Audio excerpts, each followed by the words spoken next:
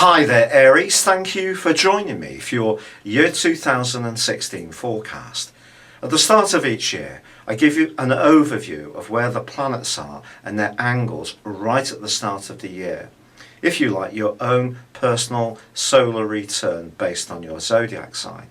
And in recent years there's been a huge emphasis on your role in life, your work, your career, your ambitions have really been to the fore. And I think it's possible that for a lot of Aries people that there's been a desire to find that role which enables you to be the individual you really want to be, the authentic being, yet at the same time fit in and make a living, but without compromising your spirit as a one-off person.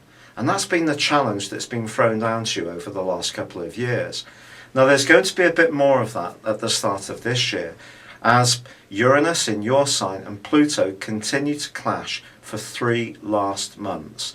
This is then not going to happen for the rest of this year, and that's going to be the first time for some years.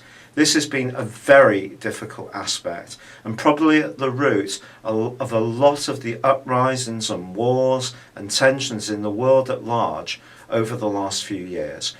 Because Pluto in Capricorn is about the orthodox, it's about power. Uranus in Aries is about rebellion. But it's a very unstable influence. Doesn't necessarily mean you've been unstable, but it's probably made you very restless. But you've got to fit into a world that sometimes can be very orthodox. And Uranus has been pushing you to really expand your consciousness about things to do with your freedom love inside and showing your creativity to its maximum. Getting those two things together is not easy. Ask any artisan. You can be very good at what you do, getting paid for it in a way that keeps you in health, hearth and home is not so easy. But that challenge is going to be one that you're determined to overcome this year. And expansion is very much on the astral landscape for you. Saturn is once more in the sign of Sagittarius. Of course it did shuttle back into Scorpio for 4 months last year, but it's now going to be in Sagittarius for the next couple of years broadly. And this year it's going to continue to ask you to improve upon your skills and knowledge. Don't hold back in this regard, but you also have to be aware that Mars, your ruling planet, is going to go on an extended journey through the sign of Sagittarius, lasting 5 whole months. This is because of a retrograde. Now this is an incredibly long period of time. Mars usually goes through each zodiac sign 60 days at a time. So massive change. And this is going to give you even more appetite to open up your world, to travel, to go to new places, to be more daring, to not let any limitation hold you back. But on the other hand, Saturn's almost saying the opposite thing. It's saying, well, you can gain these new experiences, but you have to do it in a step-by-step way. You have to be thorough. You have to be very ordered in your approach. Whereas Mars, frankly, in Sagittarius, can be a bit more reckless. Now, Mars is going to move into this location in March, but there's also a solar eclipse in March, and this solar eclipse is emphasising your psychological health. The lunar eclipse, which occurs on the 23rd, is much more to do with your resources, how you're going to make it all fit together. Now, they're going to provide a backdrop for the following 6 months. But once Mars really gets going, it's punching its way through Sagittarius and then halfway through April slams on the brakes. But Saturn also slams on the brakes towards the end of March. And by the end of May, well, Mars is retrograded so much it actually goes back into Scorpio. Now it's going to emerge back into Sagittarius in August and September, but in the last 2 weeks of August it's going to be side by side with Saturn, I beg your pardon, and that can be a pinch point for anything that's not quite going to plan, and your frustration could be tangible. Now, as much as Mars is going to be percolating this sense of excitement and newness and this desire to be inquisitive and expand, Saturn in the same location is saying, look, that's fine, but you have to do it methodically and step by step. However, from May through to October, there is a crucial backdrop which we really need to discuss, and this is between Neptune and Saturn. Now, for the last 2 months of last year, they both squared, and they're going to be doing it again from May to October. So be aware, if you're dealing with anyone who doesn't share your same vision for the future, or you're trying to get straight answers from in any kind of legalistic situation, or you're trying to travel in your life with this person, if their values are different to yours, or they see things through a rather distorted prism, it's going to be very hard going.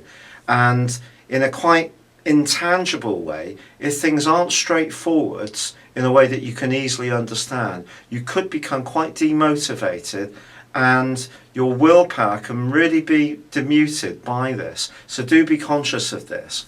But I think September is going to be a critical and even pivotal month for you. On the first day, there is a solar eclipse. This occurs in Virgo, so it mirrors the Pisces solar eclipse of March. Now, whereas that was more about your psychological health, Virgo is much more about your physical being.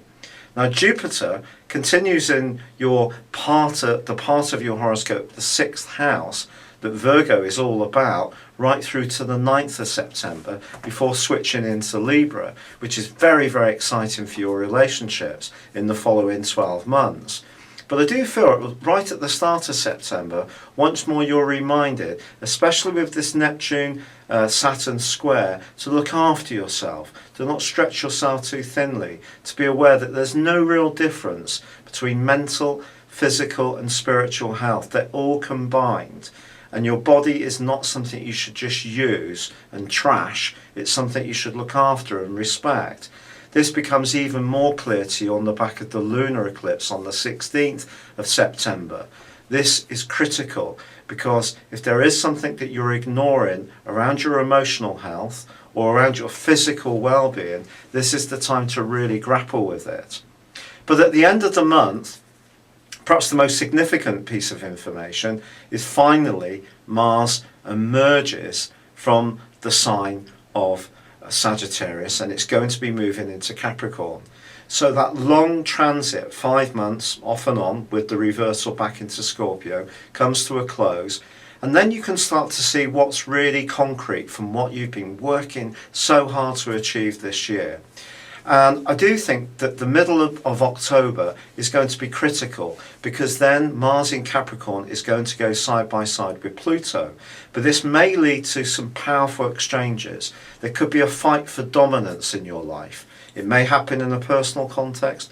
It more possibly is going to happen in a global, if you like, a worldly one. So you could find that your metal's being tested. If you come through this challenge, you could do so with flying colours and really finally start to get the solid basis that you've been craving for the last few years, as Uranus and Pluto have shook up your world so much.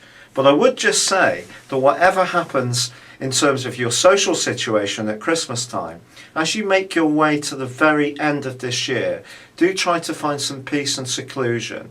And just be conscious of the company of the people that you're keeping, because Mars is going to be combining your ruler with Neptune as 2016 comes to a close.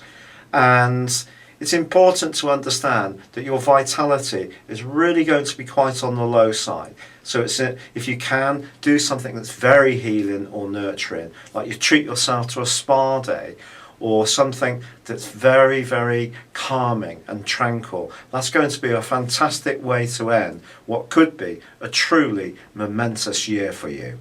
It's been a real pleasure being with you. Thank you for joining me, Aries. Good luck and goodbye for now.